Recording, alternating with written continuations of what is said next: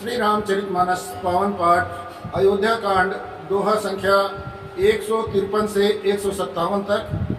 वर्णन। मुनि वशिष्ठ द्वारा भरत शत्रुघ्न को बुलाने के लिए दूत भेजना। जय श्री राम। भयो कुलाहल अवदयति सुनिन पराउर सोर, विपुल बियग बन परे उनिसी मानव पुलिस कठोर। राजा के रनिवास में रोने का शोर सुनकर अयोध्या भर में भारी कोहराम मच गया। मानो पक्षियों के विशाल वन में रात को कठोर वज्र पड़ गया हो। प्राण कंठ गत भयउ भुआलु, मन बीन जन व्याकुल व्यालु। इंद्री सकल विकल भई भारी, जन चर चर सिज बनु बिनु बारी। राजा के प्राण कंठ में आ गए, मानो मर के बिना सांप व्याकुल मरणासन हो गया। इंद्रियां सब बहुत ही विकल हो गई, मानो बिना जल के तालाब में कमलों का वन मुरझा गया हो।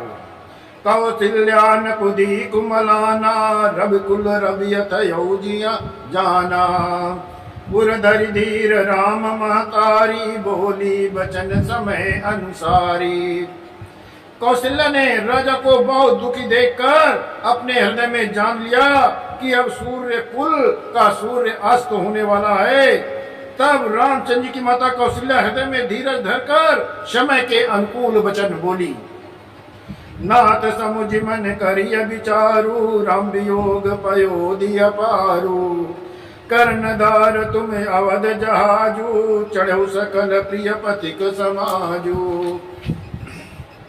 हे नाथ, आप मन में समझकर विचार तो कीजिए। श्री राम का वियोग अपार समुद्र है, अयोध्या जहाज है और आप उसके कर्णधार खेवनहार हैं। सब प्रियजन कुटुंबी और प्रजा ही यात्रियों का समाज है जो इस जहाज पर चढ़ा हुआ है। धीरज धरिय तपाई अपारू, नाई तबूढ़ी सब परिवारू। जो जिय धरिय विनय पिय मोरी, राम लखन सिय मिलिय बहोरी। आप धीरज धरिएगा तो सब पार पहुंच जाएंगे, नहीं तो सारा परिवार ही उस नदी में डूब जाएगा। हे प्रिय स्वामी, यदि मेरी विनती हृदय में धारण कीजिए तो श्री राम लक्ष्मण सीता फिर आ मिलेंगे।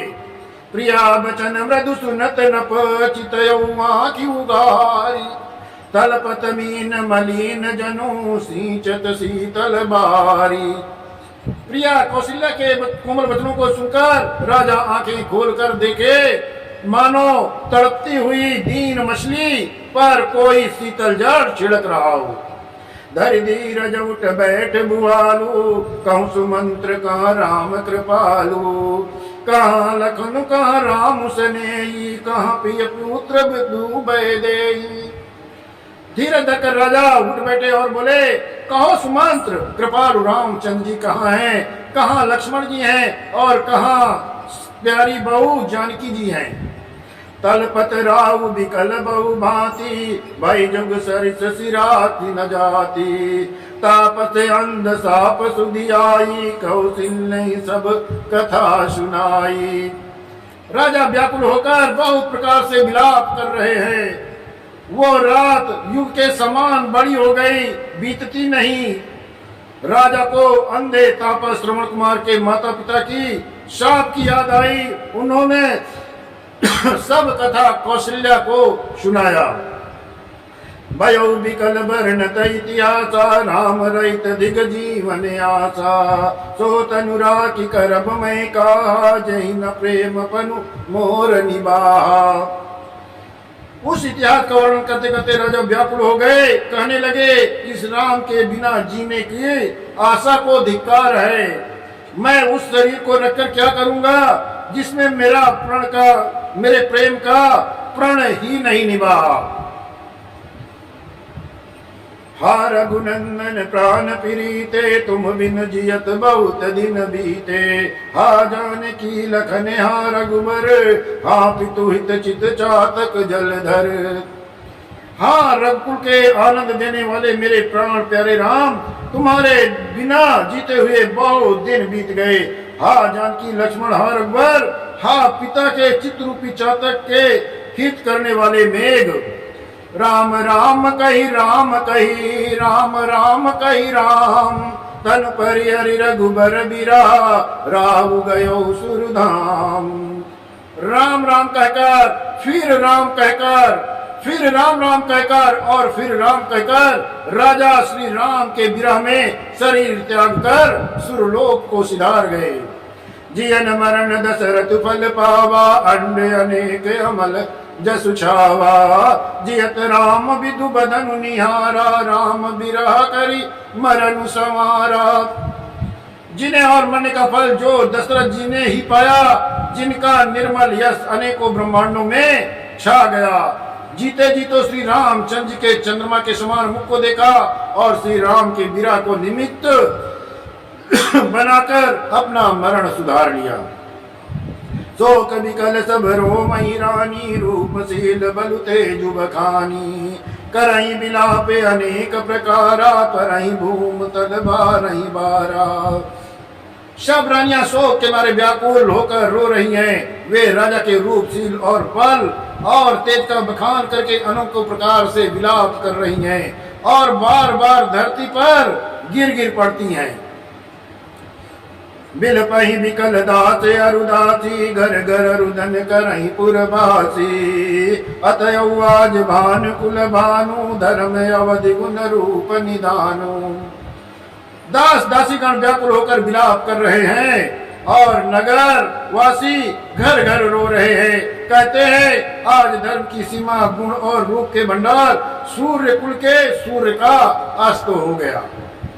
गारिये सकल कह के देही, नयन बीन कीन जगते जेही, यही विद बिलपत रहन बिहानी, आए सकल महामुनि ज्ञानी।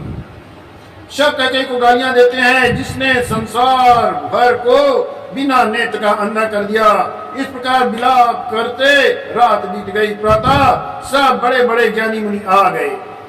तब वशिष्ठ मुनि समय सम कही अनेक इतिहास, शोक ने मारे समय कर निज विज्ञान प्रकाश। तब वशिष्ठ मुनि ने समय को अनुकूल देखकर अनेकों इतिहास कहकर अपने विज्ञान के प्रकाश से सबका शोक दूर किया। तेल नाव भरी नप तनुरा का, दूत बुलाए बहुरियत बाता, दावऊ बेग भरत पही जाऊ, नप सुधि कतऊ कहू जनि काहू। वशिष्ठ जी ने नाव में तेल भरवाकर राजा के शरीर को उसमें रखवा दिया और फिर दूत को बुलवाकर उससे ऐसा कहा कि तुम दौड़ कर जल्दी जाओ भरत के पास और राजा का मृत्यु का समय समाचार किसी को न कहना। इतनई कयऊ भरत सन जाई, गुर बुलाई पठयऊ दो भाई, सुनि मुनि आय सुधामन धाये, चले बेग भर बाजी लजाए। जाकर भरत जी को इतना ही कहना कि दोनों भाइयों को गुरु जी ने बुलाया है। मुनि की आज्ञा सुनकर धावान दूत दौड़े। वे अपने वेग से उत्तम घोड़ों को भी लजाते हुए चले। अनरत अवधे आरंभे जब ते, कुछ गुण हो भरत कहूँ तब से, देखई रात भयानक सपना, जागी करई कटुकोटि कल्पना। जब से अयोध्या में अनर्थ प्रारंभ हुआ तभी से भरत जी को अपशगुन होने लगे। वे रात को भयंकर स्वप्न देखते थे और जागने पे स्वप्न करोड़ों तरह की बुरी बुरी कल्पनाएं किया करते थे। विप्रजवाय देहि दिन दाना, शिव अभिषेक करहि विधि नाना, मानहि हृदय महेश मनाई, कुशल मात पितु परिजन भाई। अनिष्ट शांति के लिए वे प्रतिदिन ब्राह्मणों को भोजन कराकर दान देते थे। अनेकों विधियों से रुद्राभिषेक करते थे। महादेव जी को हृदय में मनाकर उनसे माता पिता कुटुंब और भाइयों का कुशल क्षेम मांगते थे। यही भी सोचत भरत मन, धाम ने पहुँचे आई, गुरु अनुशासन श्रवण सुनि चले गणेश मनाई। भरत जी इस प्रकार मन में चिंता कर रहे थे कि दूत आ पहुंचे।